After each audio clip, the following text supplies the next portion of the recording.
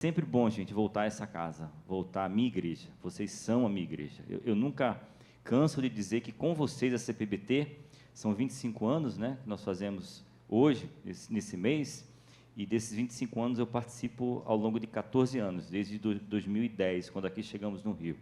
Eu, minha esposa, meus 2 filhos, depois veio o terceiro, o Bernardo, não puderam estar aqui, manda um abraço para vocês, né, sempre, Claudinha, Pedro, João, Bernardo.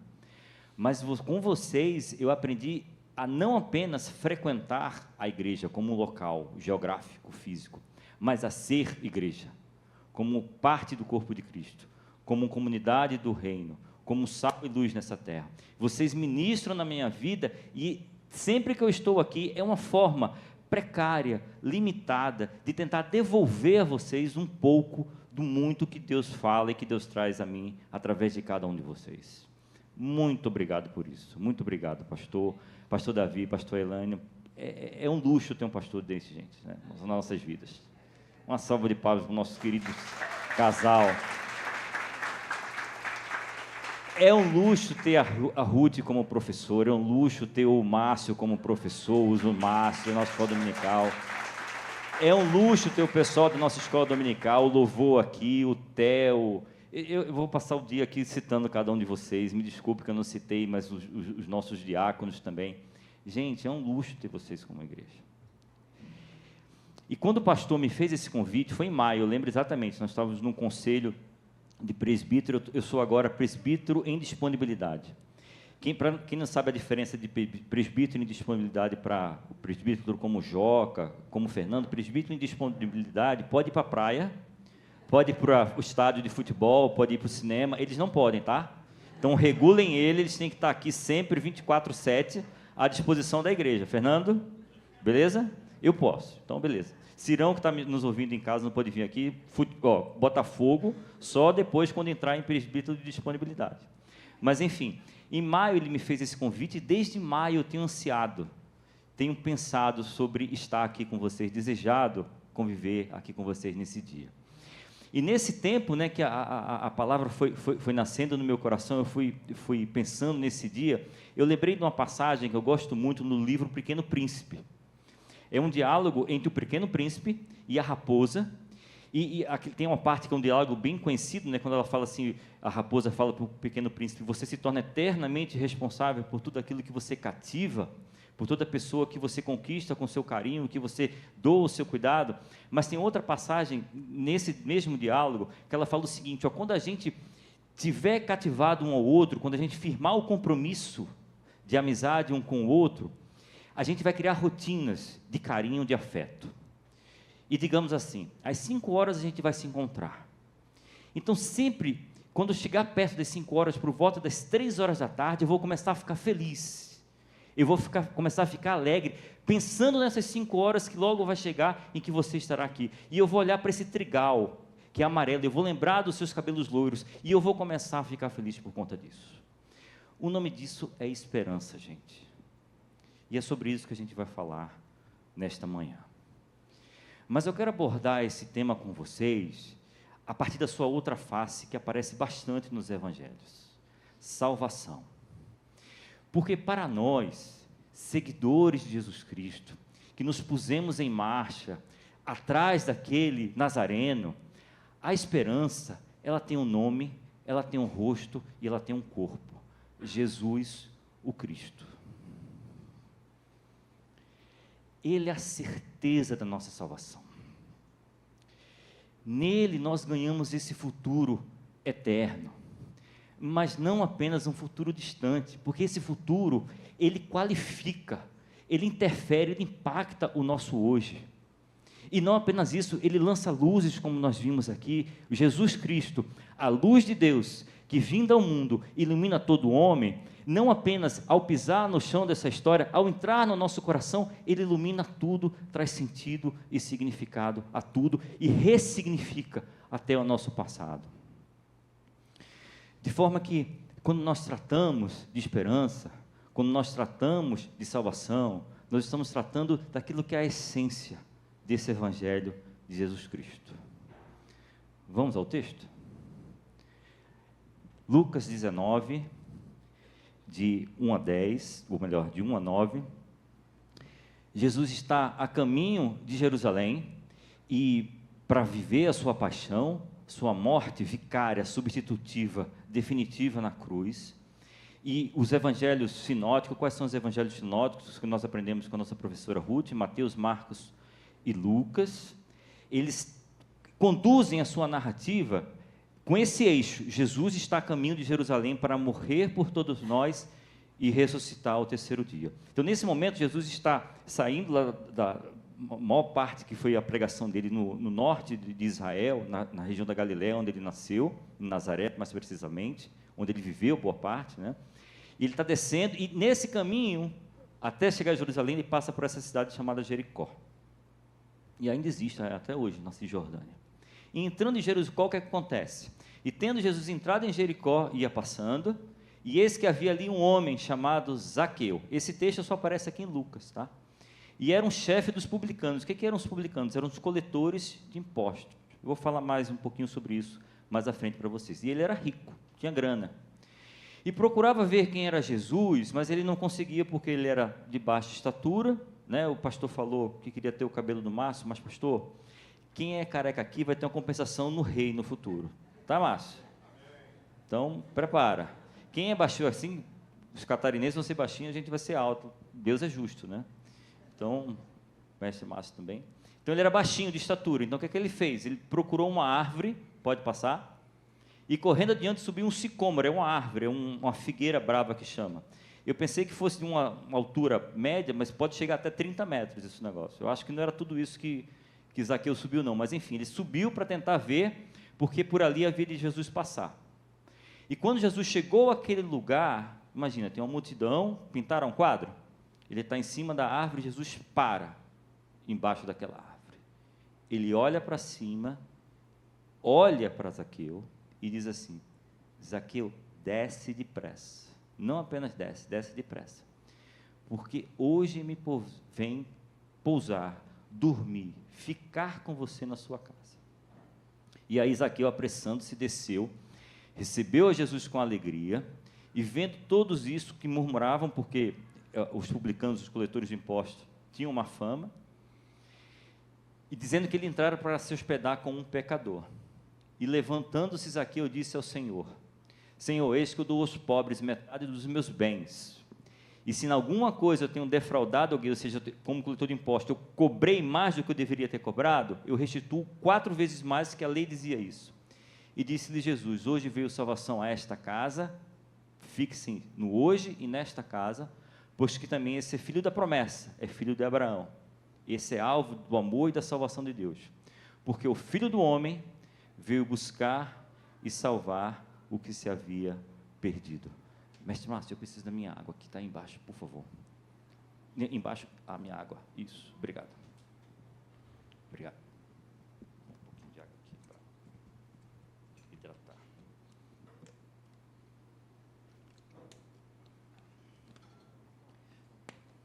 Não, está um pouquinho. Igreja querida, alguns chamam esse texto de ação ou relato parabólico. Por que relato parabólico? Porque isso poderia ser uma parábola. Lembra da parábola do filho perdido, do filho pródigo? A parábola das 10 virgens, parábola da mina, da parábola da moeda perdida, etc, etc. Isso aqui poderia ser muito bem Jesus contando assim: uma vez um homem subiu numa árvore para ver o filho do homem passando, tal, tal. E por que isso? Porque em Jesus Cristo não havia o que a gente chama de dissonância cognitiva, que é a separação entre aquilo que a gente pensa, aquilo que a gente fala e aquilo que a gente pratica. Muito pelo contrário. Ele era o ser mais íntegro que pisou na face dessa terra. E por íntegro, entenda justamente isso. Aquilo que ele pensava estava completamente alinhado com aquilo que ele falava e que estava completamente alinhado com aquilo que ele praticava.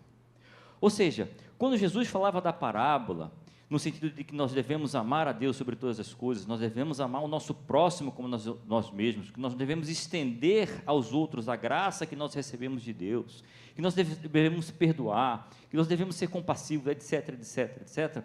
Ele falava isso por meio de parábolas, ao mesmo tempo que ele mesmo, na sua vida, vivia plenamente, completamente, cada uma dessas verdades, cada uma dessas lições. E esse texto é pródigo, é rico em nos mostrar isso daí. Eu vou tentar abordar 3 pontos com vocês, para ser presbiteriano, né, pastor? Bem estricto, é presbítero em disponibilidade, mas continua pregando nos 3 pontos, né? E nesses 3 pontos eu vou tentar conformar ou estiar esses pontos com as próprias parábolas que Jesus nos deixou, para mostrar que isso aqui é uma ação parabólica, porque mostra que Jesus viveu cada uma dessas verdades que Ele tentou nos fazer viver até os dias de hoje. Se não, vejamos, começando de trás para frente, quando Ele fala aqui que o Filho do Homem veio buscar e salvar o que estava perdido, esse tema de estar perdido aparece em várias parábolas. Eu já citei algumas delas. A parábola do filho perdido, que nós conhecemos também como filho pródigo, a parábola da moeda perdida, a parábola da ovelha perdida, da ovelha desgarrada, da ovelha tresmalhada, a parábola que ele fala que nós podemos ganhar o mundo inteiro e até perder a nossa alma. Esse tema da perdição, ele aparece várias vezes. Tem uma história muito interessante, que dizem ser verdade, que se passou com Albert Einstein, que nos ajuda a entender o que é isso de estar perdido.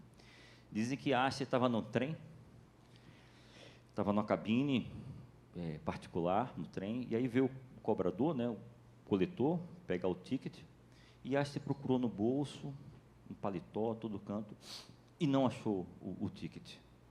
Aí o cobrador falou assim, não, doutor, ele já tinha sido laureado com o Nobel de Física, já era conhecido. Falou, não, doutor, eu sei que o senhor comprou a passagem, com certeza, não precisa se preocupar e procurar esse ticket. Está tudo ok, pode prosseguir na sua viagem tranquilamente. E o cobrador seguiu. Quando ele estava passando de volta para aquele mesmo local onde estava Einstein, ele viu que Einstein estava revirando todas as bagagens, abrindo todas as malas e fazendo um salseiro, um escarcéu lá dentro do compartimento dele. E aí ele entrou preocupado, falou, não, doutor, eu já falei para o senhor, não precisa procurar o seu ticket, está tudo bem. Aí o Einstein falou, não, eu não estou procurando para você, não, estou procurando para mim. Eu quero saber em qual estação que eu tenho que descer. Ele estava perdido. Estar perdido, gente, é justamente esse sentimento, e mais do que o sentimento, essa condição do ser, de não ter âncora de onde veio, de não saber para onde vai, em qual estação tem que descer, de estar desconectado de si próprio, desconectado do outro, e pior, desconectado do seu Criador.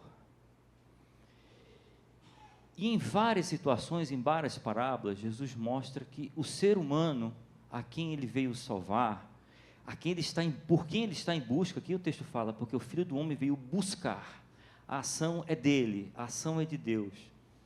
Eu venho buscar eles que está perdido, ele está desconectado do seu irmão, ele saiu da casa do pai, não tem mais contato com o irmão, ele está desconectado do coração desse pai, ele foi para uma terra distante, ele quer comer alfarrobas dos porcos, porque ele já não tem mais condições de sustentar a si próprio.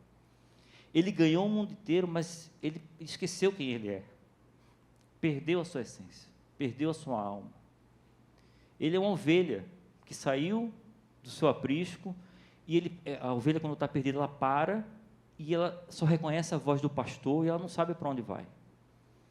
Então Jesus veio buscar esse tipo de pessoa. Jesus ama todos, gente, mas Ele tem uma predileção por aqueles mais pequeninos. Ele tem uma predileção, e a gente vê isso ao longo dos evangelhos, pelas crianças, que naquela sociedade não tinha valor. Ele tem uma predileção pelos leprosos. Ele tem uma predileção por publicanos. O que eram os publicanos?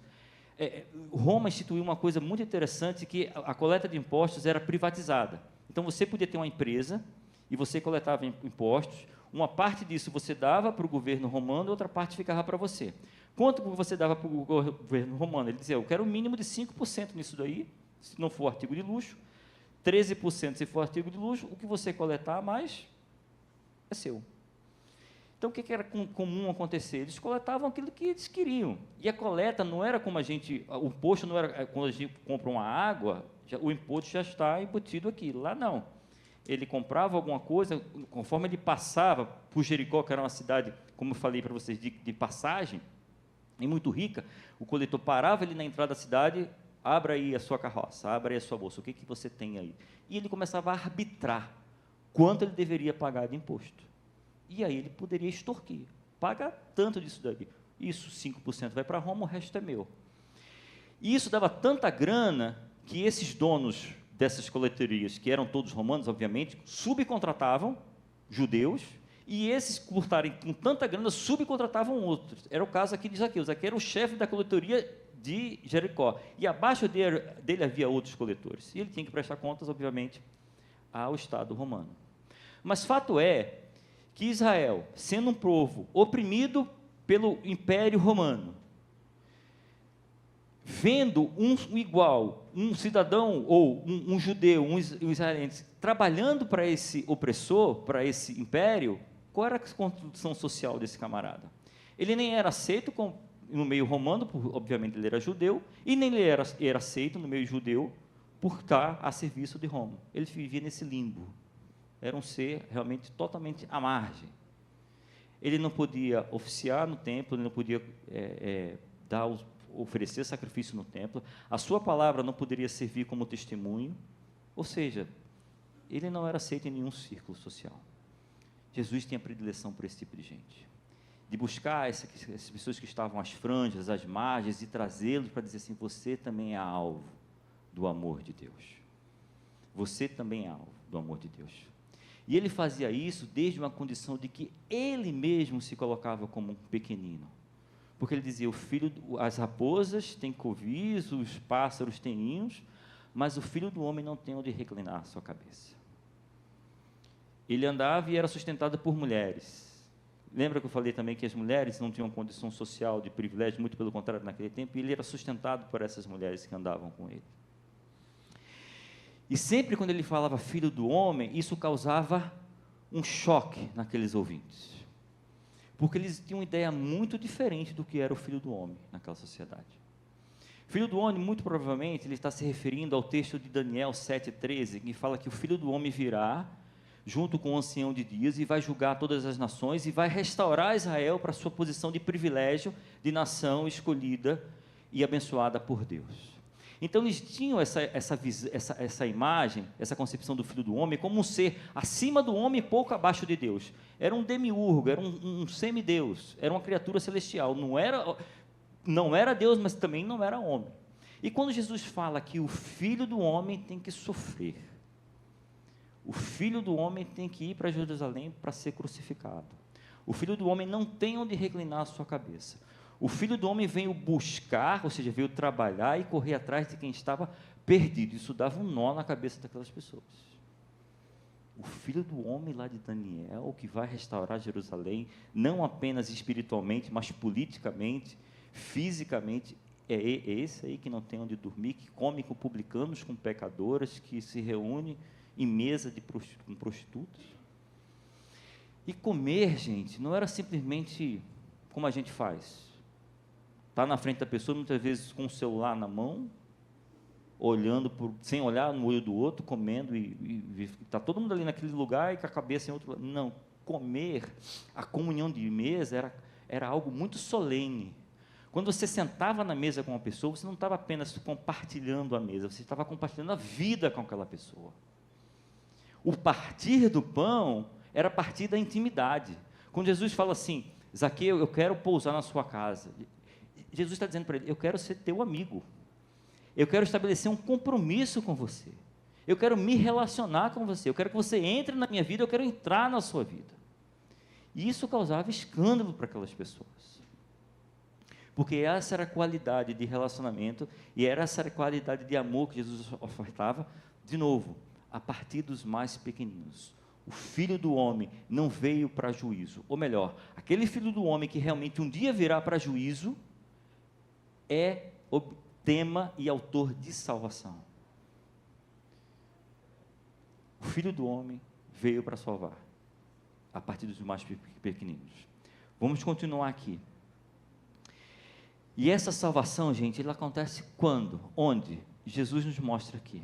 quando ele fala aqui: hoje houve salvação nesta casa. O tempo é hoje. O reino de Deus, ele aparece nas parábolas de Jesus Cristo, tanto no estado presente, esse reino de Deus acontece hoje, quanto projetando um futuro, né? A parábola das minas, a parábola das virgens, como eu falei, a parábola do joio e do trigo. Um dia, não nos cabe separar quem é joio e quem é trigo. Um dia os anjos virão e vão fazer essa separação. Um dia, né? Agora, o pior que pode acontecer para nós é deixarmos de viver o presente, projetando esse futuro, mas não esse futuro eterno, esse futuro próximo sobre o qual nós não temos controle nenhum. Deixa eu dar um exemplo para vocês. Tem um livro do C.S. Lewis, vocês lembram do C.S. Lewis, aquele autor de Crônicas de Nárnia, Cristianismo Puro e Simples? Tem um livro dele que se chama Cartas, foi traduzido agora mais recentemente como Cartas do Diabo a um Jovem Aprendiz. Há um tempo atrás se chamava só Cartas do Diabo. Eu lembro uma vez, a primeira vez que fui numa livraria lá em Recife para comprar esse livro, num tempo antes de Amazon, Google, para aqueles que são mais jovens, havia vida, tá? Antes de Netflix, Amazon, Google, acreditem na gente, há provas científicas disso.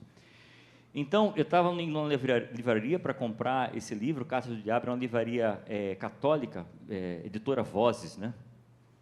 E eu lembro que eu cheguei, uma senhorinha muito simpática, muito caridosa, me atendendo. Aí eu falei: minha senhora, a senhora tem um livro Cartas do Diabo? Eu estou na livraria católica, tá? Perguntando isso para a senhorinha. Ela me olha assim, eu nunca vou esquecer aquele olhar dela. Ela me olha assim, com muita compaixão. Aí diz assim: meu filho, nós não vendemos esse tipo de livro aqui. Aí eu, envergonhado, né? Tá bom, senhora, obrigado. Um dia eu encontrei, um dia eu voltei, já não era aquela senhora, outra pessoa, e comprei esse livro, Cartas do Diabo. Muito bem. Na carta número 15, Cartas do Diabo, o livro obviamente trata de um diabo, de um demônio, sênior, mestre, dando instruções a um diabo aprendiz de como infernizar, destruir a vida de um cristão. Esse é o tema do livro. Então, nessa carta 15, ele fala desse tema do tempo. E, resumidamente para vocês, ele diz o seguinte: a melhor coisa que pode acontecer para a gente é fazer com que esse camarada viva no futuro, porque sobre isso ele não tem controle nenhum. Viver no passado é bom, mas o passado pode gerar nele uma coisa chamada gratidão. Então, esquece esse negócio de viver no passado. Viver no presente é a pior coisa, porque o presente é o nosso, nesse tempo, é o ponto de contato com a eternidade. Deus, que é eterno, colocou esse homem, criou esse homem para viver no tempo, mas projetando esse homem para um dia se tornar, para a eternidade. E esse ponto de contato é o presente. Então, vamos fazê-lo viver nesse futuro, mas não naquele futuro de eternidade, nesse futuro do amanhã, do depois da manhã, da próxima semana, sobre o qual ele não tem controle nenhum. O passado está cristalizado, isso ele não muda. O presente, como falei, ele projeta e recebe raios de eternidade. Então, deixa ele ficar ansioso, deixa ele ficar projetando essas coisas que nunca vão se realizar, ele fica sempre amargurado, sempre frustrado. E ele vai querer mais, e ele vai querer mais, e ele vai querer mais. É nesse estado de coisa que nós precisamos que esse homem esteja. Então, quando Jesus fala do reino de Deus, ele traz isso aí para o presente, e ele projeta isso aí para o futuro, e esse reino de Deus deve ser vivido nessa tensão entre esse hoje e esse futuro eterno, como nós aprendemos mais uma vez com a nossa professora, a nossa mestra Ruth, é o já, ainda não. E essa tensão é saudável, mas ela se realiza hoje. A salvação entrou na nossa casa hoje. O pão nosso de cada dia nos dai hoje. Ainda que a gente planeje, é bom que a gente planeje, o planejamento tem que ser feito hoje. E no mais, nas mãos de Deus está.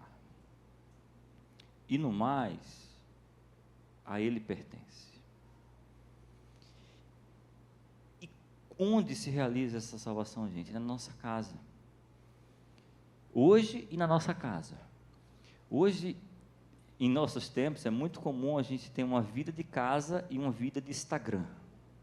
Uma vida da porta para dentro e uma vida da porta para fora. Uma coisa é o que eu sou com os meus filhos ou com a minha esposa, outra coisa é o que eu sou no trabalho, no Uber, na estação do metrô, etc, etc. Salvação nessa casa quer dizer salvação a partir desse ponto mais íntimo do nosso ser. Não é apenas salvação do Instagram, o crente de Instagram.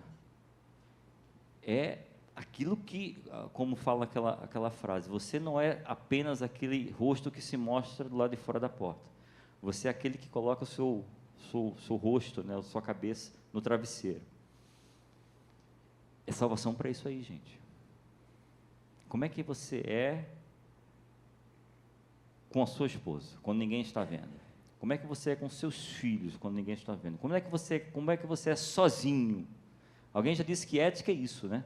É você fazer a coisa certa, ainda que ninguém esteja olhando. Existe essa integridade, né, em cada um de nós. Quando a salvação entra na nossa vida, não existe essa dicotomia entre aquilo que eu sou nas redes sociais e aquilo que eu sou na minha casa. A salvação tem que estar hoje na minha vida e tem que entrar na minha casa. E a partir da minha relação com o outro. E aí eu entro já no final dessa mensagem para vocês. Quando Zaqueu fala para Jesus, diante da alegria que era receber aquele mestre na sua casa, ele sendo publicano, coletor de impostos, rejeitado por todos, ele diz: olha, se eu defraudei alguém, se eu defraudei alguém, eu vou dar 4 vezes mais. Para os pobres, eu vou dividir metade do que eu tenho e vou dar. Diante dessa evidência do que ele estava disposto a fazer para o outro, é que surge essa declaração de Jesus. Hoje a salvação entrou nessa casa. A evidência, gente, do trabalho, do impacto, do que a salvação, do que o Espírito de Deus faz nas nossas vidas, se reflete em como a gente estende essa graça ao outro. Não tem outra fórmula. Não tem outra fórmula, segundo o Evangelho.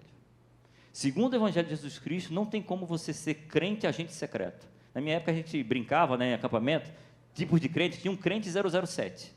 Só ele e Deus sabem que ele é crente.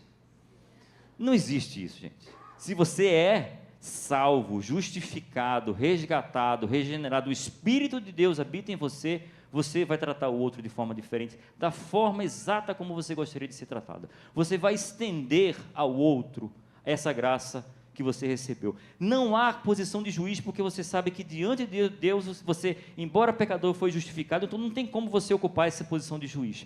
É exatamente aquela parábola que Jesus fala sobre o devedor implacável. Aquele camarada que devia 1 tonelada de ouro para o seu senhor, e ele é perdoado sumariamente por aquele senhor, e na medida que ele sai à rua, ele encontra outro que lhe devia 30 gramas de ouro, mais ou menos isso que o texto fala, a proporção. Ele fala assim: você tem que pagar, e coloca ele na prisão, não perdoando nenhum grama daquele ouro. Jesus fala: não pode ser assim. Se você foi perdoado, você tem que estender esse perdão. Perdoai os nossos pecados, assim, na exata medida, na mesma proporção com que nós perdoamos. Porque não há outra forma, gente. Aquele que viu como Zaqueu esse rosto, aquele que encontrou esse Jesus Cristo ressurreto, aquele que entendeu o significado desse perdão, dessa salvação, dessa esperança que ilumina cada um da parte do nosso ser, não tem como olhar para o seu irmão e assumir uma posição de juiz julgador. Não tem como. Eu gosto de 2 passagens para mim, bastante significativas sobre Madre Teresa de Calcutá. Tem uma que uma pessoa fala para ela assim: eu acho incrível, madre, como a senhora consegue cuidar desses leprosos. Nem que me pagassem $1 milhão, eu conseguiria fazer isso. E a madre respondeu: eu também não. Eu também não. Porque o lance não é o valor, a grana que está em jogo. O lance é a dignidade da pessoa. Em outra passagem ele fala assim: eu busco no primeiro momento do dia a face de Jesus Cristo, e depois eu saio para cuidar dessas pessoas. buscando nelas essa mesma face que eu vi de manhã. Porque, gente, se tem uma coisa clara ao longo desses 4 evangelhos, é que a paixão desse Deus está focado no homem, na sua criação. João 3,16, porque Deus amou o mundo, Deus amou as pessoas.